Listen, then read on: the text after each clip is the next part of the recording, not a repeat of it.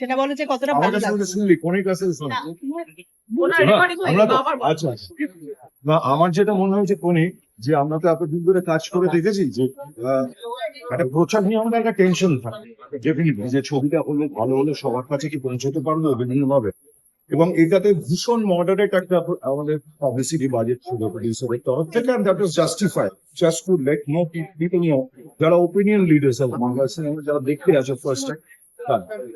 তো আমরা একটু ভাবছিলাম শুনতে কিছু হবে তো হবে দ্য কাইন্ড অফ থিং, কিন্তু এই যে আজকে 50 দিন পর্যন্ত এলো, এটা এটা একমাত্র দর্শকদের মুখের কথা প্রচারে এটা এসছে, এটা ছাড়া আমাদের অন্য কোনো হয়তো আমাদের সাপোর্ট এখনো পর্যন্ত করেনি। আমার আরো একটা জিনিস মনে হয়, এই যে আমাদের নতুন প্রযোজক এবং আমাদের পরিচালক এবং শতদ্বীপ মানে ডিস্ট্রিবিউশন যায়, তিনজনে কিন্তু লড়ে গেছে। একটা তো পরিবর্তন এসেইছে আমাদের পশ্চিমবঙ্গে, সেটাও কিন্তু কোথাও গিয়ে আমাদের একটা কাজে লেগেছে। কাজে লেগেছে, লেগেছে। যে কারণে অনেক ভালো সিনেমা এসে দুম করে ভ্যানিশ হয়ে যায়, ভ্যানিশটা হতে দেওয়া হয়নি। এক্স্যাক্টলি, সেই ভালো সিনেমা মানুষ দেখতে পেরেছে। এই ক্রেডিটটা গোজ টু দ্য প্রোডাকশন এবং আমাদের প্রডিউসারের, যে জান লড়িয়ে ছবিটাকে 50 দিন পর্যন্ত রাখতে পেরেছে বিভিন্ন জায়গায় পশ্চিমবঙ্গে। এই লড়াইটা যে কি বড় লড়াই না, যারা একদম পেছনের ডিস্ট্রিবিউশনে আছে তারা জানে।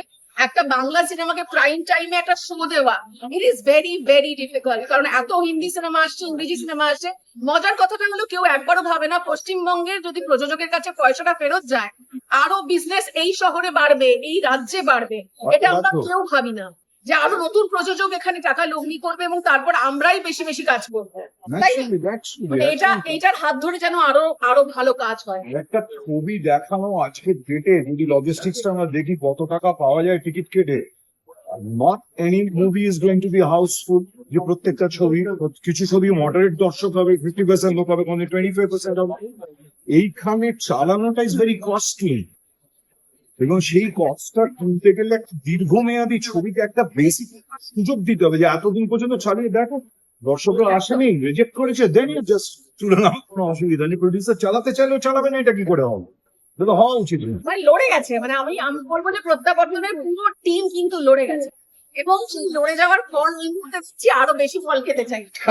একদিনে যেন শিলাদা আবার জামা কেনে। Thank you, thank you. টলিউডের খবর পেতে চান, সাবস্ক্রাইব করুন টলি সিক্রেট আর পেয়ে যান আপনার পছন্দের তারকার লেটেস্ট আপডেট।